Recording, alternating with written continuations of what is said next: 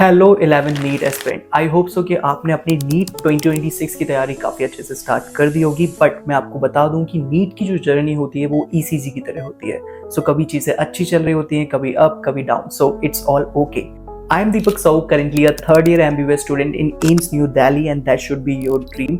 मैंने NEET 2021 that was my first attempt and मैंने first attempt में ही ऑल इंडिया रैंक 5 अचीव किया एंड मेरा स्कोर था that was 715 out of 720। Since मैंने फर्स्ट अटेम्प्ट में नीट क्लियरिफाई किया है एंड मैं 11 से काफ़ी ज़्यादा कंसिस्टेंट था एंड मेरा एक ऐसा स्पेसिफिक टाइम टेबल था जिसको मैंने अपने 11th एंड 12th दोनों में फॉलो किया and as a result of it मैं इतना अच्छा कर पाया।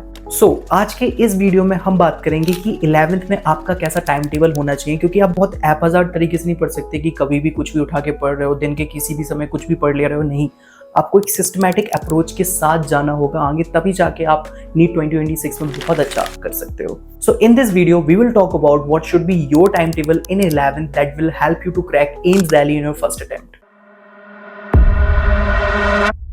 नाउ टाइम टेबल बनाने से पहले, इससे पहले लिखने से पहले कि हमें किस टाइम में क्या करना है, हमें दो चीज़ों को समझना होगा। फर्स्ट, डिस्ट्रैक्शन देखो, अगर आपको सोशल मीडिया रील्स या यूट्यूब शॉर्ट का डिस्ट्रैक्शन है, देन मैंने एक बहुत डेडिकेटेड वीडियो बनाया हुआ है सोशल मीडिया पैरासाइट करके, बहुत मेहनत की थी। Just go and watch it out, आपको समझ आ जाएगा कि आपको कैसे बचना है। And the thing is that कि हमारे आसपास बहुत सारे डिस्ट्रैक्शंस होते हैं, तो हमें उन पर भी फोकस करना है, उनको धीरे धीरे एलिमिनेट करना है। वो एक दिन, 2 दिन, 1 हफ्ते, 2 हफ्ते में नहीं जाने वाले, वो धीरे धीरे जाने वाले हैं, क्योंकि वही एक काफ़ी बड़ी रुकावट होती है कि हम टाइम टेबल फॉलो नहीं कर पाते। हम में से बहुत सारे लोग टाइम टेबल बनाते हैं, बट वही है कि फॉलो अप क्यों नहीं हो पा रहा, वो चीज़ें काम में नहीं आ पा रही बिकॉज ऑफ द डिस्ट्रैक्शंस। तो धीरे धीरे उनको भी एलिमिनेट करना है, that should be our priority. Second thing जो आपको टाइम टेबल बनाने से पहले ध्यान रखना है वो है आपका approach, that is goal versus dream. हम में से सब एम्स दिल्ली जाना चाहते हैं, बहुत अच्छी रैंक लेके आना चाहते हैं, ऑल इंडिया रैंक 1 लाख के अपने माँ बाप का नाम रोशन करना चाहते हैं। But the thing is that कहीं ये सपने सपने ही ना रह जाएं। आपको ड्रीम्स देखने ही है, डेफिनेटली देखना है, बड़े सपने देखने हैं, बट उससे ज़्यादा आपको फोकस करना है गोल्स पे। गोल्स यानी आपके डेली के टारगेट्स क्या हैं, आज आपको कौन सी DPP लगानी है, आज वर्क एनर्जी पावर हो गया, या फिर आज न्यूटन्स लॉ ऑफ मोशन पढ़ाया गया था, मैं उसके क्वेश्चंस लगा लेता हूँ, आज एनिमल किंगडम खत्म हो गया, मैं जाके NCERT पढ़ लेता हूँ। तो ये जो छोटी छोटी चीज़ें होती हैं वो गोल्स होती हैं। So focus on your goals, and जब आप गोल्स पे फोकस करोगे तो आप ड्रीम अपने आप अचीव कर लोगे, आपको उन पर फोकस ही नहीं करना पड़ेगा। That was my mentality during my NEET preparation.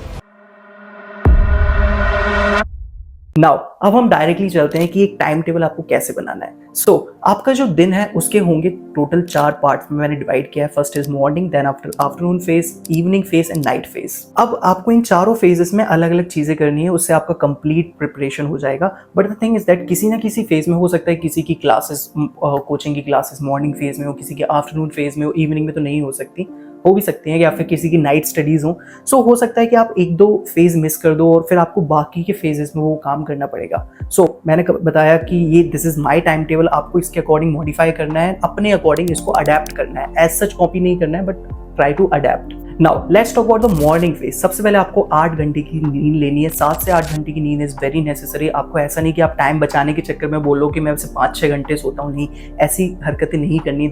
इसका एक बहुत बड़ा इम्पैक्ट पड़ेगा, बिकॉज आपकी मेमोरी स्ट्रांग नहीं हो पाएगी और बहुत सारे इम्पैक्ट हैं कम स्लीप के, वो हम बाद में डिस्कस करेंगे। सो 8 घंटे की मेंटरी स्लीप लेनी है। तो अगर हम इमेजिन करते हैं कि आपने 12 बजे सोए, तो आप सुबह कितने बजे उठोगे? 8 बजे उठोगे या फिर 7 बजे उठोगे, ठीक है। उठने के बाद आपको क्या करना है? एक्सरसाइज करनी है, बिकॉज आप पूरे दिन तो टेबल चेयर पे बैठे रहते हो। So the thing is that try to exercise at least 10-15 minutes. I know तुम बहुत बिजी हो, तुम सबसे बिजीएस्ट पर्सन हो इस दुनिया के, बट स्टिल तुम्हें 10-15 मिनट्स अपने लिए वो एक्सरसाइज, वो वर्कआउट, वो मेडिटेशन, वो उसमें देना है। और इसी तरीके से मैं अपना हर दिन स्टार्ट करता था। नाउ कमिंग की मॉर्निंग फेज में आपको करना क्या है। मॉर्निंग फेज में आपको एक ऐसा सब्जेक्ट उठाना है जो इजी है। मैं मॉर्निंग फेज में बायोलॉजी उठाता था, बायो की NCERT पढ़ता था 2 घंटे, एंड फिर क्या करता था, 1 घंटे प्रैक्टिस करता था जो पहले के चैप्टर पढ़े। फॉर एग्जाम्पल, अभी अगर मैंने आज एनिमल किंगडम की NCERT पढ़ी, तो पहले जो प्लांट किंगडम या फिर बायोलॉजिकल क्लासिफिकेशन हुआ है उसके मैं क्वेश्चन प्रैक्टिस करता था, बिकॉज एनिमल किंगडम आज पढ़ा, आज ही उसके क्वेश्चन प्रैक्टिस करने लोगोगे तो लग ही जाएंगे क्वेश्चन। सो NCERT पढ़नी है, बायो की NCERT एक एक लाइन बाय लाइन आपको सुबह पढ़नी है। दैट इज, ऐसा नहीं कि सुबह आप फिजिक्स उठा के बैठ जाओ और 1-2 क्वेश्चन में आप फंस जाओ, फिर आप पूरा मॉर्निंग का जो टाइम, इतना अच्छा जो टाइम होता है कंसंट्रेशन वाला, वो आप पूरा बर्बाद कर दो। Now coming to the afternoon phase. Afternoon phase मुझे पता है बहुत ज्यादा स्लीपी फेज होता है, बहुत सबको बहुत नींद आती है, बट थोड़ा सा तुम्हें कंट्रोल करना होगा। आफ्टरनून फेज, क्योंकि नीट का जो पेपर होता है वो भी 2 से 5 5-20 मतलब 2 से 5 ही होता है। सो थिंग इज दैट तुम्हारी सबसे हाईएस्ट एफिशिएंसी होनी चाहिए। और मैंने 2 साल इस चीज़ की प्रैक्टिस की कि किस तरीके से मैं आफ्टरनून में अपनी सबसे बेस्ट फॉर्म अचीव कर सकूँ। तो तुम सोच रहे हो कि नीट के दिन की तैयारी मैं 11 से कर रहा था। 11 से मैं वो चीज़ दिमाग में लेके बैठा हुआ था कि मुझे नीट के दिन की तैयारी करनी है, उस दिन मुझे एक भी गलती नहीं करनी है।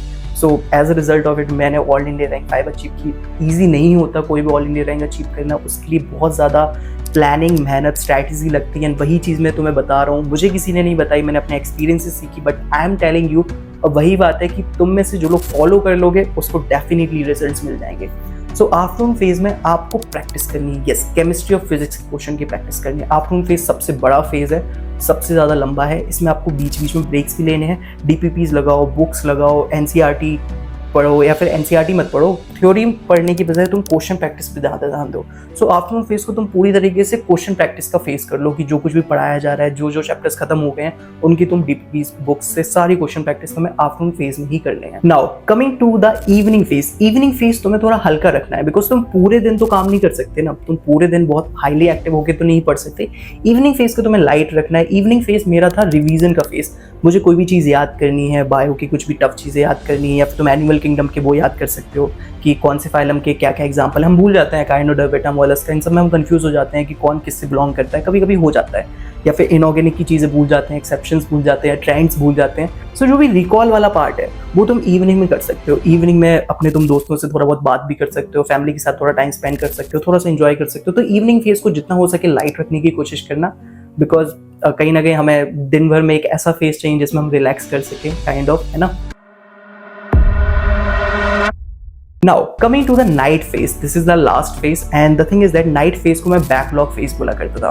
आपका कोई भी चैप्टर छूट गया है, आपको कोई भी एक्स्ट्रा प्रैक्टिस करनी है, जैसे आपने फिजिक्स की ऑलरेडी बुक लगा ली है लेकिन आपका कोई और PYQ लगाने हैं आपको उस चैप्टर के, तो जो कुछ भी एक्स्ट्रा सामान होता था, एक्स्ट्रा काम होता था, एक्स्ट्रा प्रैक्टिस होती थी, या फिर बैकलॉग होता था कि यार मेरा बायोलॉजिकल क्लासिफिकेशन में एक लेक्चर छूट गया था, मुझे वो देखना है, या फिर बॉटनी का ये चीज़ रह गई है, मुझे वो देखनी है। तो जो कुछ भी बैकलॉग वाला पोर्शन होता है वो मैं नाइट में डाल देता था। दिन भर में जो करंट चल रहा है करते रहो, रात में तुम नाइट फेज में तुम बैकलॉग वाला चीज़ें कर सकते हो।